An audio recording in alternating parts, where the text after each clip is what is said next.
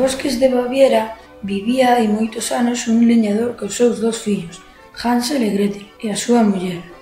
Aínda que o home traballaba arreo, eran moi pobres e apenas tiñan para comer. A situación chegou a ser tan grave que unha noite a muller suxeriulle abandonar os seus fillos, coa esperanza de que os recollese algunha boa familia que os puidese manter mellor ca eles. O día seguinte, a familia internouse no bosque. Cando chegaron no centro deste lugar, o leñador díxolles aos rapaces: «Quedade aquí e collede todas as polas secas que atopedes. Pola noite pasaremos a recollervos». Os rapaces estiveron todo o día traballando.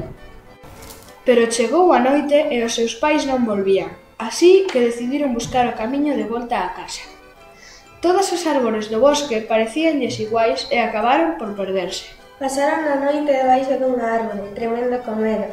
Ao saír o sol, tentaron volver a casa, pero trabucáronse e chegaron ao val descoñecido. «Creo que nos perdemos», dixo Hansel. «Mira, Hansel, alí hai unha casa», exclamou Gretel. Correron na dirección da casa coa esperanza de que alguén os puidese axudar. Cando chegaron á casa, Hansel e Gretel quedaron maravillados ao ver que as paredes estaban feitas de mazapán, as ventás de azucre e a porta e o tellado de chocolate. Como levaban máis dun día sen comer, non puideron resistir a tentación e colleron un cacho de mazapán e un anaco de azucre dunha ventá. «Quen ousa comer a miña casa?», berrou unha voz desde o interior. Abriuse a porta e apareceu unha vella tan horrible que os nenos levaron un susto de monte. A bruxa díxolles que podía quedar a dormir, que o día seguinte lles amosaría o camiño para a súa casa. Pero antes de que se decatasen do que estaba pasando, encerrounos nunha gaiola. «Quedaredes aquí ata que engordedes un pouco para poderlos comer». Durante varios días, a vella obrigou a Gretel a cociñar e a Hansel a comer, e cada noite, antes de se deitar, comprobaba se Hansel engordara. «Amósame o dedo», ordenaba a bruxa a Hansel, pero o rapaz gardara un oso de polo o primeiro día e pasábao cada noite entre os barrotes de gaiola como se fose o seu dedo. «Como é posible?», dicía a bruxa enfadada. «Non paras de comer, pero estás tan delgado como ao principio».